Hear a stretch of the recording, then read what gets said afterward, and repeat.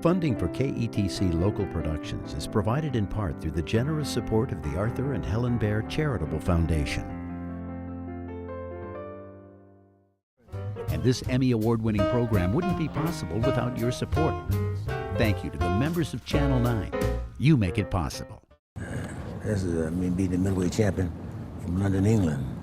William Anderson remembers boxing's 20th century heyday like it was last week. Anderson was a two-time St. Louis Golden Gloves middleweight champion, first in 1953, then 56. He started boxing at the age of 13 and still has the first medals he ever won. I was going to Washington Elementary School, and one morning, a little guy named Aaron, he lived on Macmillan Avenue, close to the school, and he had a little medal on his chest. His name was in the paper, where he won a 100-pound sub-novice boxing championship in the Golden Gloves. And man, he was a celebrity of the school. You know, the kids was taking him all over the school and everything. He had the medal on. I said, I gotta do it. I'm gonna get my name in the paper too. I'm gonna get my name in the paper too. Growing up, Anderson's family couldn't afford a television, so he did what a lot of American boxing fans did at the time and watched the fights from a local store window display. On the big championship fights, I would go to over on Delmar. There was a appliance store there next to the bank where they had those fights and things on the windows there. I used to shine shoes with a shoe shine box. But Anderson didn't see the ill-fated Griffith-Perrette bout until recently. It was a blood and gut fight, you know. It was where they really went all out at each other, you know. And it was just unfortunate that Benny Kid Perrette received the injury that he did. He added the fight should have been stopped sooner. When we play contact sports, you're going to have, a problem, They try the best they can, but that's just the nature of man, to be combative and competitive.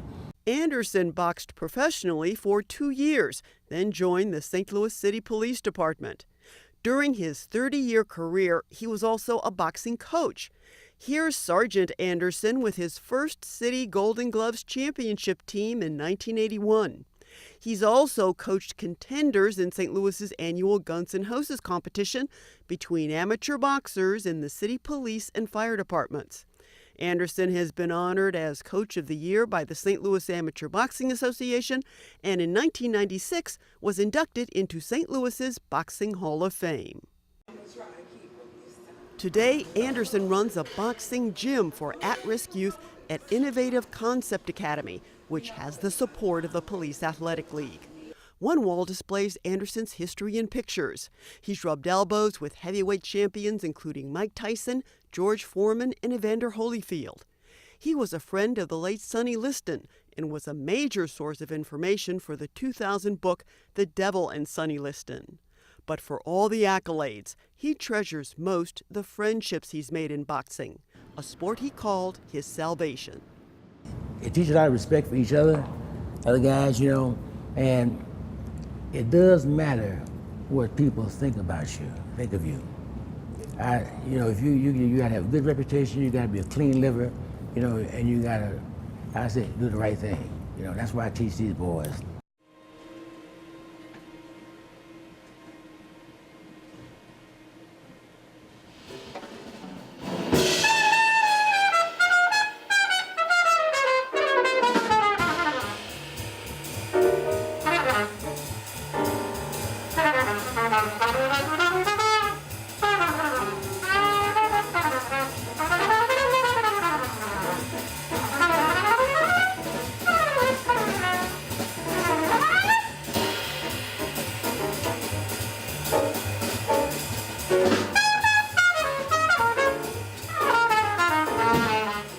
Funding for Living St. Louis is made possible through the Mary Ranken Jordan and Ettie A. Jordan Charitable Foundation and through the generous support of the members of KETC.